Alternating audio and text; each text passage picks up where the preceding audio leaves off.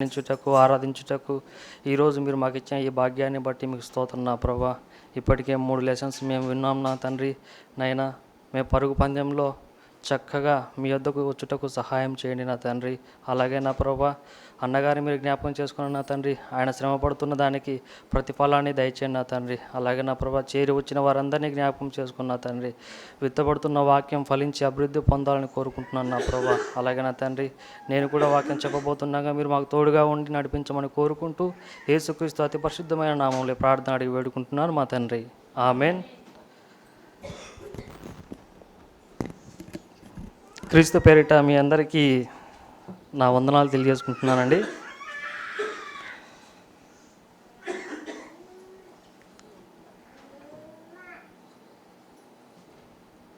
తన మాటలు చెప్పుటకు నన్ను నిలవబెట్టిన కన్న తండ్రికి క్రీస్తు పేరిట వందనాలు తెలియజేసుకుంటున్నాను.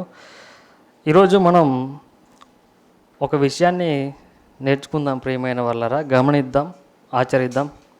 మీలో బాప్తిసం తీసుకున్న వాళ్ళు ఎంతమంది ఉన్నారండి? ఒకసారి చేతులు ఎత్తుతారా? ఇంతమంది ఉన్నారు కదా.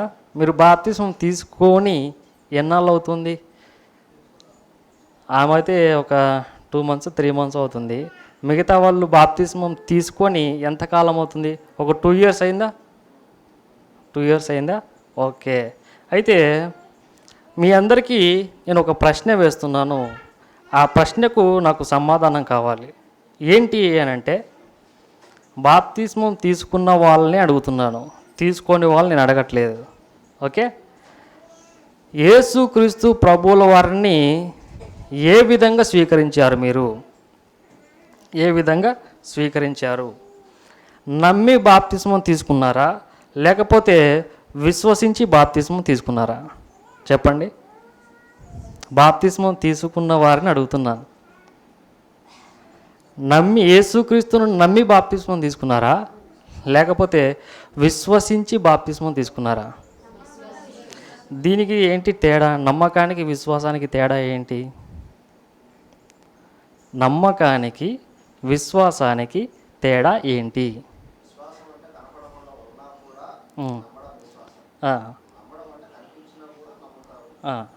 ఇంకెవరైనా చెప్తారా? ఈ సైడ్ యేసుక్రీస్తును నమ్మటానికి విశ్వసించడానికి తేడా ఏంటి? ఓకే, టైం తక్కువ ఉంది కాబట్టి నేనే ముందుకెళ్తాను. మీకు జనరల్ నాలెడ్జ్ చదువుకున్న వాళ్ళు ఉన్నారు కదా, జనరల్ నాలెడ్జ్ కొంత తెలుసు కదా. అయితే నయాగ్రా అనేటువంటి జలపాతం తెలుసా? నయాగ్రా జలపాతం, నయాగారా అంటారు, నయాగారా జలపాతం. ఓకే, మీకు తెలుసు కదా, ఐడియా ఉంది కదా. మరి ఎలా ఉంటుంది అంటే, నేను నా గత కాలంలో ఒక మూవీ చూశాను. ఏంటి అదంటే అవతార్. దాంట్లో ఎలాగైతే గ్రాఫిక్స్గా ఉంటుందో ఇక్కడ గ్రాఫిక్స్ ఉన్నది ఏముండదు.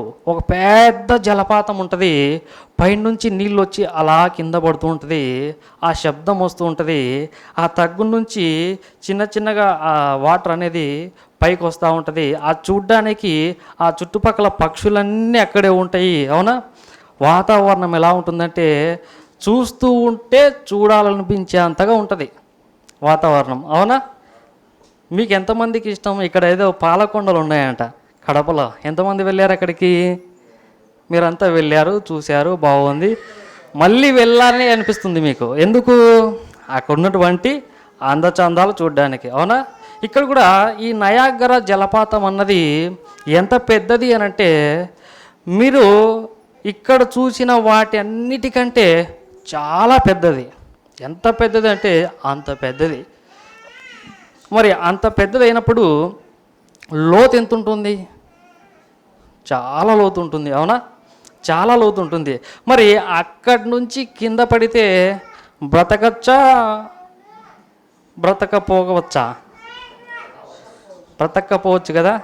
ఈ పాలకొండల్లోనే చాలామంది కింద పడి మరణించారనేది వార్తలు మనం విన్నాం. అవునా? మరి నయాగరాలో కూడా పైనుంచి కింద పడితే చచ్చిపోయేదానికి ఎక్కువ అవకాశం ఉంది, బ్రతికి బట్ట కట్టేదానికి అవకాశం ఉండదు. అలాంటప్పుడు ఒక వ్యక్తి అనౌన్స్ చేశాడండి. ఏమని అనౌన్స్ చేశాడు అని అంటే, ఈ నయాగరా జలపాతం యువతలి నుండి అవతలికి నేను రోప్ వేసుకొని వెళ్ళిపోతాను అని చెప్పాడు. చెప్పగానే విన్న వారంతా ఏం చేశారు? ఖచ్చితంగా ఇది చూడాలి, ఖచ్చితంగా ఇది నేను చూడాలి. ఏంటి, నయాగరా జలపాతం మీద రోప్ వేసుకొని వెళ్ళిపోతాడని చెప్పి వెళ్ళిపోతా ఉన్నాడు. అందరూ ఏం చేశారు? చూద్దాం చూద్దాం చూద్దాం అని చెప్పేసి అందరూ వెళ్ళిపోయి అక్కడ వెయిట్ చేస్తున్నారు. అతను వచ్చాడు, రోపు కట్టారు, దాని మీద నడుస్తూ ఉన్నాడు. ఓకే, నడుస్తూ ఉన్నాడు, బాగానే ఉంది. అయితే ఈ నడవడం అన్నది చూస్తే పైనుంచి పడితే చనిపోతాడు కదా. ఇప్పుడు గంతలు కట్టుకొని నడుస్తా అన్నాడు.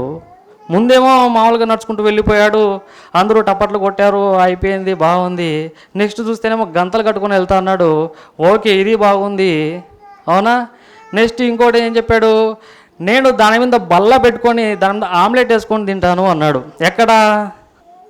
నీళ్ళల్లో కాదు, ఆకాశానికి భూమికి మధ్యలో రోప్ మీద, అవునా. మరి అలాంటప్పుడు ఇతను ఒక విషయం అడిగాడు. ఏంటి అంటే, నేను ఇప్పుడు యువతల నుంచి అవతలికి పరిగెత్తాను, అవతల నుంచి యువతలకి పరిగెత్తాను, మీరు నమ్ముతున్నారా? ఇన్ని చూసిన వాళ్ళు ఏమంటున్నారంటే, ఖచ్చితంగా నమ్ముతాం. ఇప్పుడే కదా పోయి వచ్చావు రోప్ మీద, అలా వెళ్ళావు, ఇలా వచ్చేసావు, ఇంకోసారి వెళతావు, మళ్ళీ తిరిగి వచ్చావు. ఆడ కూర్చొని బెంచి వేసుకొని, మీరు గమనించండి, రోప్ వేసుకొని దాని మీద బెంచి పెట్టి మళ్ళీ యువతల కుర్చీ వేసుకొని కుర్చీలో కూర్చొని ఆ బెంచి మీద ఆమ్లెట్ వేసుకొని తిన్నాడు. అంటే ఎంత కష్టమైన పని. వీళ్ళు ఏమన్నారంటే, నేను ఇంకొక సాహసం కూడా చేస్తాను, మీరు ఒప్పుకుంటే అన్నాడు. ఇన్ని చేసిన తర్వాత ఇంకొక సాహసమా? మేము చూస్తాము, ఎంజాయ్ చేస్తాము, నువ్వు చెయ్యి, మీ వెనకాల మేము ఉన్నామన్నారు. నా వెనకాల ఏమొద్దు, మీరు నా వీపు మీదకి ఎక్కితే నేను అలా వెళ్ళిపోయి ఇలా వచ్చేస్తాను, రండి అన్నాడు. అంటే ఎవరు రావడం లేదు. అంతకుముందు ఏమన్నారు? మాకు తెలుసు నువ్వు వెళ్తావు తిరిగి వస్తావు అని మేము నమ్ముతున్నాము, కనుక నీ మీద మేము నమ్మకం పెట్టుకున్నాం. ఆయన ఏమంటున్నాడు? మీ నమ్మకాన్ని నేను వమ్ము చేయను, మీరు నా భుజాల మీదకి ఎక్కండి, రోడ్ మీద అలా వెళ్ళిపోయి అలా వచ్చేద్దాము అని అంటే ఎవరు ముందుకు రావడంలే. అంతకుముందు ఎలా ఉందో తెలుసా పరిస్థితి? ఆ నయాగ్రా జలపాతం నుంచి నీళ్లు పడుతూ ఉంటే ఎంత శబ్దం వస్తుంది? అంతకంటే గట్టిగా అరిచారు. ఏమని? ఆయన పేరు చార్లెస్. ఆ శబ్దం కంటే వీళ్ళ శబ్దం ఎక్కువైపోయింది. నువ్వు గెలవగలుగుతావు అని చెప్పేసి. ఇప్పుడు భుజం మీదకి ఎక్కండి, నేను మిమ్మల్ని లా తీసుకొని వెళ్ళి ఇలా వచ్చేస్తాను అని అంటే ఒక్కరు కూడా పలకడం లేదు. అంటే విశ్వసించడం లేదు. విశ్వాసానికి నమ్మకానికి తేడా ఏంటి అని అంటే, నీ వరకు రానంత వరకు నమ్మకంతో ఉంటావు, నీ వరకు వస్తే విశ్వాసాన్ని కోల్పోతూ ఉంటాం. ఇక్కడ కూడా ప్రియమైన వాళ్ళ జీవితాలలో నమ్మకానికంటే యేసుక్రీస్తు ప్రభువుని విశ్వసించాలి. మరి విశ్వసిస్తే ఏమవుతుంది ఆలోచిద్దామా? యేసుక్రీస్తు ప్రభువుల వారికి ఎంతమంది శిష్యులు? 12 మంది శిష్యులు. మీరు నన్ను ప్రేమిస్తున్నారా అని అడిగితే ప్రేమిస్తున్నామన్నారు. నేను ఎవరిని అనంటే శిష్యులను అడుగుతుంటే వాళ్ళు అంటున్నారు, నువ్వు నిజముగా దేవుని కుమారుడివి అంటున్నారు. అవునా? మరి ఇంత తెలిసినటువంటి వీళ్ళు యేసుక్రీస్తు ప్రభువుల వారు మరణించిన వారిని తిరిగి లేపుతాడని తెలుసు, రోగాలు ఉన్న వారిని బాగు చేస్తాడని తెలుసు, ఈయనకు ఏమైనా చేయగలుగుతాడు అనే నమ్మకం శిష్యులకు ఉంది. అయితే ఇంకొకటి కూడా చెప్పాడు వీళ్ళకి. ఏమని? పునరుద్ధానమును జీవమును నేనే మార్గము సత్యము జీవమును. కొన్నిటినే నమ్మారు, అసలైనవి ఏం చేశారు? మర్చిపోయారు. అందుకే యేసుక్రీస్తు ప్రభువుల వారిని సిలువ వేయటానికి పట్టుకోవడానికి ఎక్కడికి వచ్చారు? తోటలోకి వచ్చినప్పుడు ఏం చేశారు వీళ్ళు? యేసుక్రీస్తును పట్టుకోబోతుంటే ఒక ఆయన వచ్చేసి చెవిని నరికేశాడు. మలుగు అనేటువంటి. ఎవరు నరికారు చెవి? పేతురు గారు నరికారు. అంటే యేసుక్రీస్తు ప్రభువు వారు చెప్పిన మాట వీళ్ళకి అర్థం కాలేదా? నమ్మకం ఉంది అంతే, విశ్వాసం లేదు. అవునా? చెవిని నరికేశాడు, హింసను కోరుకుంటున్నాడు. తర్వాత యేసుక్రీస్తు ప్రభువు అతనికి బాగు చేశాడు. ఈయన ఏం చేశాడు? వెళ్ళిపోయారు. ఏమైపోయారు వీళ్ళంతా? శిష్యులంతా పారిపోయారు. అంటే నమ్మకం ఉంది, మరి ఎందుకు పారిపోవాలి? నమ్మకం ఉంది కానీ పారిపోయారు అంటే విశ్వాసం లేదనమాట. నమ్మకం ఉంటే మనమేం చేసుకోలేం, విశ్వాసం ఉండాలి. తర్వాత యేసుక్రీస్తు ప్రభువుల వారు తిరిగి లేచిన తరువాత వారు మాట్లాడుతున్న మాట ఏంటో చూడండి. 1 యోహాను 1 అధ్యాయం 1 వచనం చూద్దాం. జీవవాక్యమును గూర్చినది ఆది నుండి ఏది ఉండెనో, మేమేది వింటిమో, కనులారా ఏది చూచితిమో, ఏది నిదానించి కనుగొంటిమో, మా చేతులు దేనిని తాకి చూచెనో అది మీకు తెలియజేయుచున్నాను. ఆ జీవము. అంతకుముందు ఏమన్నారు? నువ్వు దేవుని కుమారుడివి, అవునా అన్నారు. కానీ ఆయనను చూచిన తర్వాత ఏమంటుందంటే చూడండి, ఆ జీవము అంటున్నారు. ఆ జీవమును గూర్చి, ఆ జీవం ప్రత్యక్షమాయను తండ్రి యొద్ద నుండి మాకు ప్రత్యక్షమైన ఆ నిత్య జీవమును మేము చూచి ఆ జీవమును గూర్చి సాక్ష్యం ఇచ్చుచున్నాము. ఎప్పుడు ఇస్తున్నారు ఇది సాక్ష్యము? ఎప్పుడు ఇస్తున్నారు? నమ్మినప్పుడు ఇచ్చారా? ఎప్పుడు ఇచ్చారు? విశ్వసించినప్పుడు ఇస్తున్నారు. నమ్మినప్పుడేమో పారిపోయారు, విశ్వసించినప్పుడేమో ఏం చేస్తున్నారు? నిలబడి ఆ జీవాన్ని గూర్చి ఏం చేస్తున్నారు? సాక్ష్యాన్ని ఇస్తున్నారు. అంటే తేడా ఉందా? ఇక్కడ తేడా ఉందా? మనకు కూడా చాలా విషయాల్లో ఏదో అలా చదివేసుకొని వెళ్ళిపోతూ ఉంటాం, కానీ పరిశీలన జరగాలి. నమ్మితే కుదరదు. ఇప్పుడు యేసుక్రీస్తు ప్రభుల వారి కాలంలో నేను ఉండింటే నా గుండెలో ప్రవహించే రక్తముతో ఆయన పాదాలు కడిగిండని ఎవరన్నారు? ఆ మాట వివేకానంద గారు అన్నారు. నమ్మాడు, అన్నాడు. బాప్తిసం తీసుకున్నాడా వివేకానంద? తీసుకోలేదు. అంటే విశ్వసించలేదు. అవునా? విశ్వసిస్తే రజనీకాంత్ ఉన్నాడు, యేసుక్రీస్తు దేవుని కుమారుడు అని నమ్మాడు. బాప్తిసం తీసుకున్నాడా? తీసుకున్నాడు. అవునా? మరి ఆయనకి నాకు తేడా ఏంటి? ఇక్కడ కూడా ప్రియమైన వాళ్ళరా, యేసుక్రీస్తును నమ్మితే కుదరదు, ప్రకటించాలి. విశ్వసించి ప్రకటించాలి. ఇంకా చూద్దామా? ఒకసారి మీకు ఒక సంఘటన, 2 సంఘటనలు ఉన్నాయి. టైం ఉంటే 2 చెబుతాను, లేకపోతే ఒకటే చెప్పి ముగించుకుందాం. మనకందరికీ తెలిసినటువంటి ఒక వ్యక్తి ఉన్నాడు. ఎవరు ఆ వ్యక్తి? మన చిన్నప్పుడు సండే స్కూల్లో కూడా చదువుకొని ఉంటాం. కుష్ఠిరోగి కలిగినటువంటి ఎవరు? నయమాన్. ఈయన సందర్భాన్ని చూద్దాం ఒకసారి. 2వ రాజులు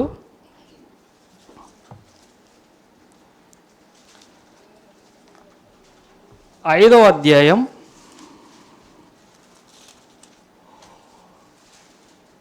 15వ వచనం చూద్దాం.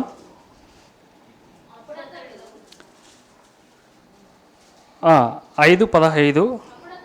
అప్పుడతడు 2వ రాజులమ్మా, ఒక నిమిషం. 2వ రాజులు 5:15 చదవండి. అప్పుడతడు తన పనివారంతో కూడా దైవజనుని దగ్గరకు తిరిగి వచ్చి అతని ముందర నిలిచి, చిత్తగించుము, ఇశ్రాయేలీలోనున్న దేవుడు తప్ప లోకమందంతటను మరి ఒక దేవుడు లేడని నేను ఎరుగుదును. ఇక్కడ పరిస్థితి ఏంటో చూద్దాం, ఒకసారి ఆలోచిద్దాం. ఈయన ఎవరు? ఈ కుష్ఠరోగి కలిగినటువంటి వ్యక్తి ఎవరు? ఏ దేశానికి చెందినవాడు? సిరియా దేశానికి చెందినవాడు. ఈ సిరియా దేశంలో సైన్యాధిపతిగా ఉంటున్నటువంటి ఈ నయమాను ఎవరి దగ్గరికి వచ్చాడు? ఎందు నిమిత్తం వచ్చాడు? నేను ప్రశ్నలు వేస్తా, సమాధానం మీ దగ్గర నుంచి రావాలి. ఎందుకంటే చాలా వరకు మనం చదివిన సందర్భాలే కాబట్టి. ఎందు నిమిత్తం వచ్చాడు? కుష్ఠరోగాన్ని పోగొట్టుకోవడానికి. మరి వచ్చినప్పుడు ఆయన ఏం చెప్పాడు? యోర్దాన్లోకి వెళ్ళిపోయి 7 సార్లు మునిగి రమ్మన్నాడు. ఆ పని చేశాడైనా? మొదట కోప్పడినప్పటికీ ఏం చేశాడు? మునిగాడు. మునిగిన తర్వాత బాగుపడ్డాడా బాగుపడలేదా? బాగుపడ్డాడు. ఫస్ట్ విన్నాడు, వచ్చాడు, వెళ్ళాడు, మునిగాడు. ఏమైంది? పసిపిల్ల దేహాన్ని పొందాడు. పొందుకున్న తర్వాత తిరిగి మళ్ళీ ఎవరి దగ్గరకు వచ్చాడు? ఎలీషా గారి దగ్గరకు వచ్చాడు. అప్పుడు మాట్లాడుతున్న మాటలు చూడండి, ఏం మాట్లాడుతున్నాడో. అప్పుడు అతడు తన పనివారంతో కూడా దైవజనుడి దగ్గరకు తిరిగి వచ్చి అతని ముందర నిలిచి, చిత్తగించుము, ఇశ్రాయేలులోనున్న దేవుడు తప్ప లోకమందంతట యందును మరి ఒక దేవుడు లేడని నేను ఎరుగుదును. అంతకుముందు తెలీదా? తెలీదు. ఎవరిని నమ్మి వచ్చాడు? ఎలీషా గారిని నమ్మాడు, వచ్చాడు. అతనికి స్వస్థత పొందిన తర్వాత నమ్ముతున్నాడు. ఏమని నమ్ముతున్నాడు? లోకమందంతటా ఈ దేవుడు తప్ప వేరొక దేవుడు లేడు. ఇది నమ్మకమా, విశ్వాసమా? చెప్పండి, చెప్పాలి. ఇది నమ్మకమా, విశ్వాసమా? విశ్వాసమా, నమ్మకమా? చూసి నమ్ముతున్నాడు కాబట్టి విశ్వాసం ఉందామా, నమ్మకం ఉందామా? జ్ఞానేంద్ర అన్న చెప్పాలి. నమ్మకమా? ఓకే, మీరేమంటారు అక్క? వదినే చెప్పండి. వదిన ఏమనొచ్చు? ఇప్పుడు ఎంత మంచి సాక్ష్యం ఇస్తున్నాడు చూడండి. ఇశ్రాయేలులో ఉన్న దేవుడు తప్ప లోకమందంతట యందును మరి ఒక దేవుడు లేడని నేను ఎరుగుదును. ఇది విశ్వాసం అనొచ్చా లేకపోతే ఏదనొచ్చా అనేది ఇంకొక వచనానికి పోయిన తర్వాత మనం చూద్దాం. ఎంత గొప్ప సాక్ష్యం ఇస్తున్నాడు అని అంటే ఇది చూసిన వారు ఎవరైనా సరే అబ్బా ఆయన నమ్మేస్తారు. అవునా? మరి బాగానే ఉంది ఇంతవరకు. అయితే మనం ఒక 18వ వచనానికి మనం వద్దాం. ఇప్పుడు చదవండి. నా యజమానుడు మ్రొక్కుటకు రిమ్మోను గుడిలో చొచ్చిన నా చేతి మీద ఆనుకున్నప్పుడు నేను రిమ్మోను గుడిలో నమస్కారము చేసిన ఎడల, రిమ్మోను గుడిలో నేను నమస్కారం చేసిన సంగతిని గూర్చి యెహోవా నీ దాసుడనైన నన్ను క్షమించుగాక అని నయమాను చెప్పగా. ఇప్పుడు చెప్పాలి, నమ్మకము విశ్వాసానికి తేడా ఏంటి? అక్కడ చూస్తేనేమో నమ్మకం, నమ్మాడు, వచ్చాడు, అంతా బాగా అయిపోయింది. అయితే ఒకటి చెబుతున్నాడు, ఏంటో తెలుసా? లోకమందంతటా ఇశ్రాయేలు దేవుడు కంటే గొప్పవాడు ఎవరు లేరు అని చెప్పాడు. నమ్మాడు, బాగానే ఉంది. కానీ 18వ వచనం వచ్చేసరికి ఏమంటున్నాడు తెలుసా? ఇప్పుడు నేను తిరిగి ఎక్కడికి వెళ్ళాలి? సిరియా దేశానికి వెళ్ళాలి. సిరియా దేశానికి వెళ్ళిన తర్వాత నా పైన ఒకడున్నాడు. ఎవడు? రాజు.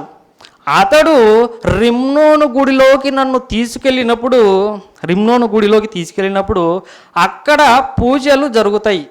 పూజలు జరిగినప్పుడు నేను కూడా దాంట్లో పాల్గొనవలసిన అవసరత ఉంది. లేకపోతే నేను పాల్గొనకపోతే నా రాజు నన్ను వెలివేస్తాడు. కనుక నేను ఏం చేస్తాను? అప్పుడు ఆ క్షణంలో నేను పూజ చేస్తాను. అయితే నేను పూజ చేసిన తర్వాత ఈ యెహోవా దేవుడు నన్ను శిక్షింపక ఉండేటట్టు చూడు అంటున్నాడు. ఇప్పుడు ఎవరిని నమ్మినట్టు? విశ్వాసం ఉన్నట్టా ఏంటి? ఇది పరిస్థితి చూడండి. అక్కడేమో లోకమందంతా ఏ దేవుడు లేడు, ఈ దేవుడు తప్ప అన్నాడు. ఇక్కడ చూస్తేనేమో నేను పోయి ఆ విగ్రహాలు మొక్కుతాను, కానీ మీ దేవుణ్ణి ఏమనుకోవద్దండి అంటున్నాడు. అంటే ఇది విశ్వాసానికి తగినదా? తగినది కాదు ప్రియమైన వాళ్ళరా. నమ్మాడంతే, విశ్వాసం లేదు. అవునా? విశ్వాసం ఉంటే ఎలా ఉంటుంది చెప్పండి? విశ్వాసం ఉంటే ఎలా ఉంటుంది అది కూడా చూద్దామా? ఓకే, మనకందరికీ తెలుసు దానియేలు గ్రంథం చేద్దాం. అవునా? దానియేలు గ్రంథం, దాంట్లో షడ్రక్, మేషక్, అబేద్నెగో వాళ్ళు ఉన్నారు కదా. ఒకసారి ఆ సందర్భాన్ని చూద్దాం.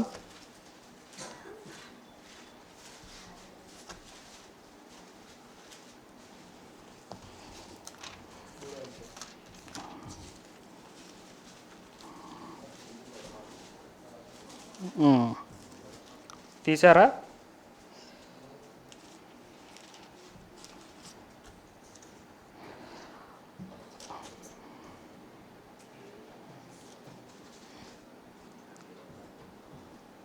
మూడో అధ్యాయం 3:17 చూద్దాంనా.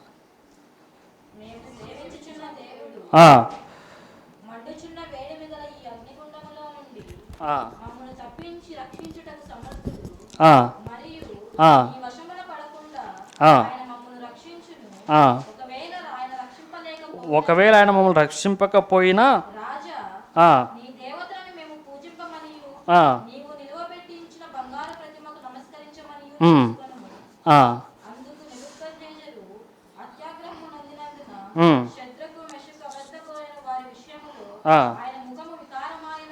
ఆయన ముఖము వికారమాయను గనుక చాలమ్మా.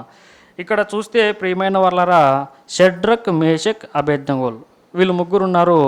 అయితే ఆ దేశంలో ఏం చేశారు, ఒక పెద్ద ప్రతిమను, అంటే దాదాపుగా 90 అడుగులు ఉంది విగ్రహం. 90 అడుగుల విగ్రహం ఉంటే ఆ విగ్రహానికి ప్రతి ఒక్కరు మొక్కాలంట. ప్రతి ఒక్కరూ మొక్కాలి. ఎప్పుడు మొక్కాలి? ఒక సౌండ్ వస్తుంది, బూర ఊదుతారు, వాయిద్యాలు అవన్నీ వచ్చినప్పుడు ఎక్కడున్న వాళ్ళంతా అక్కడ విగ్రహము వైపు తిరిగి మొక్కాలి. ఇది వాళ్ళు పెట్టినటువంటి నియమం. అయితే అందరూ మొక్కారు కానీ ముగ్గురు మాత్రం మొక్కడం లేదు. ఎవరు వాళ్ళు? షడ్రక్, మేషక్, అబేద్నెగోలు. అవునా?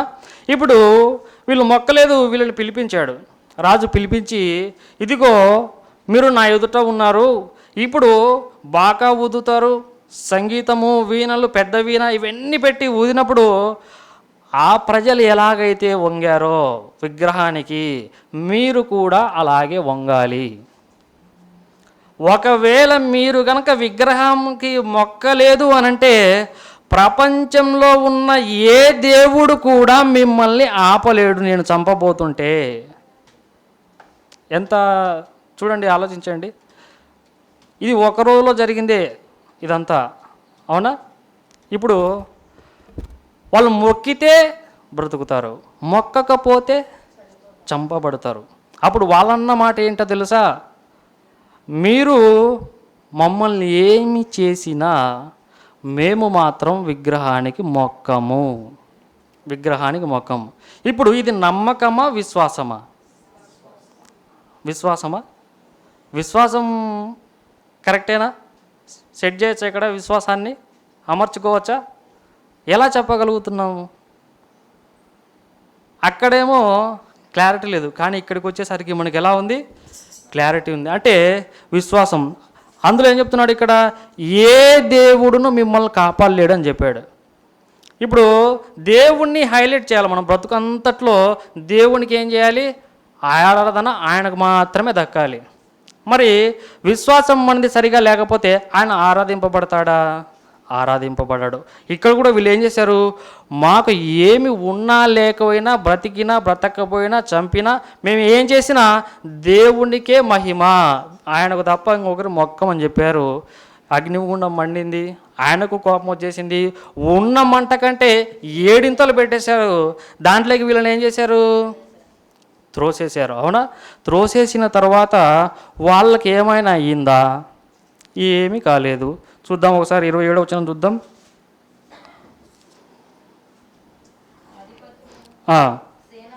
అధిపతులను, సేనాధిపతులను, సంస్థానాధిపతులను, రాజు యొక్క ప్రధాన మంత్రులను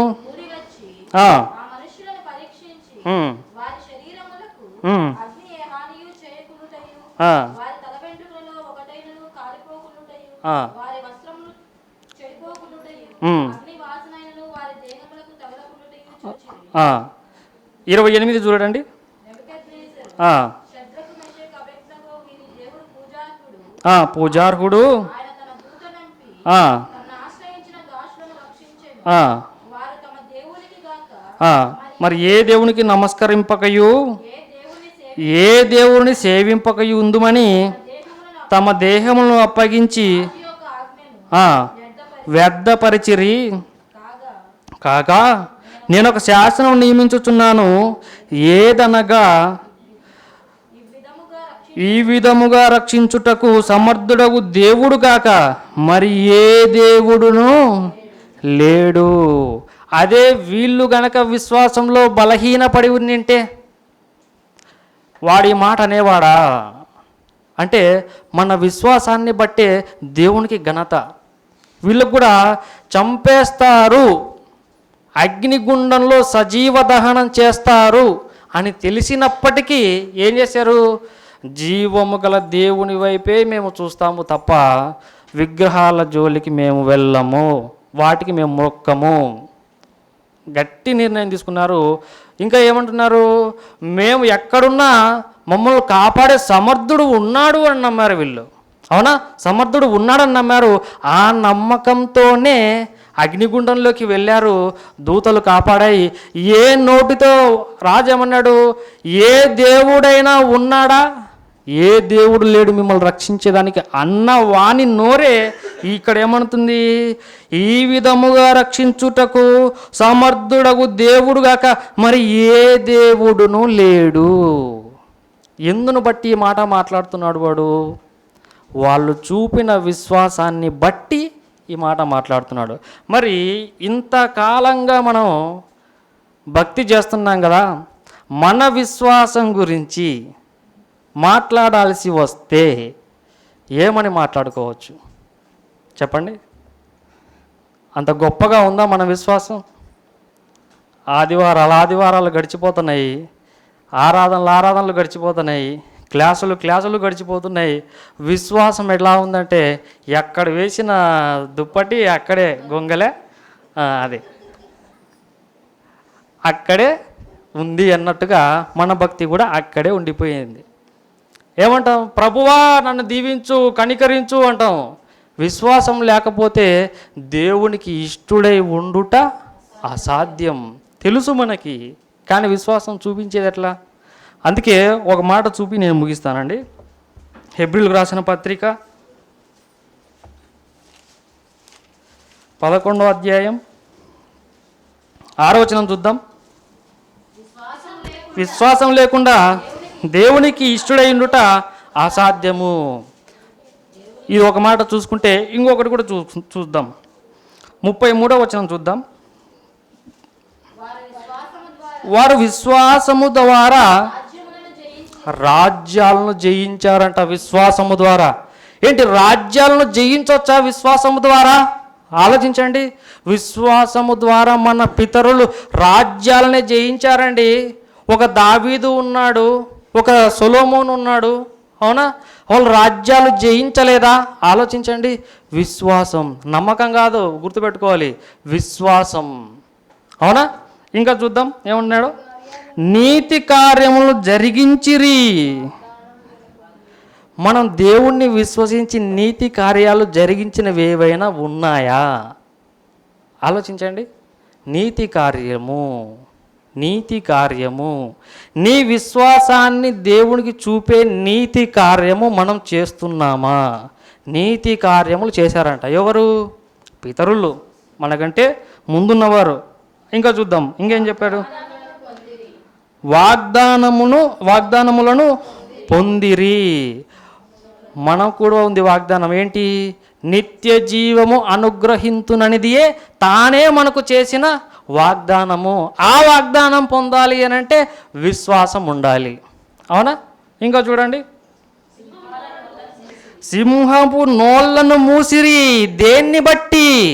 దానియేలు గారిని తీసుకెళ్ళి సింహాల బోన్లో వేస్తే ఏ రాజు అయితే వేశాడో అదే రాజు పొద్దున వస్తే రాజు చిరకాలం జీవించునుగాక అన్న స్వరం ఎవరిది? దానియేలు గారిది. అవునా? సింహాల నోళ్ళు మూసి వేసిన దేవుడు ఎందును బట్టి? విశ్వాసమును బట్టి. మూయలేదా వాళ్ళ నోరులని? అంటే విశ్వాసం ఉంటే ఏమైనా చేయవచ్చా? ఆలోచించండి. ఇంకా ఏమన్నాడు చూడండి. అగ్ని బలమును చల్లార్చిరి. అగ్ని బలం ఎంత ఉంది? 7 అంతలు. అవునా? దానియేలు గారిని, షడ్రకు మేషకు అబేద్నెగోల గారిని వాళ్ళని చంపడానికి 7 అగ్ని మండ చేస్తే అగ్ని బలమును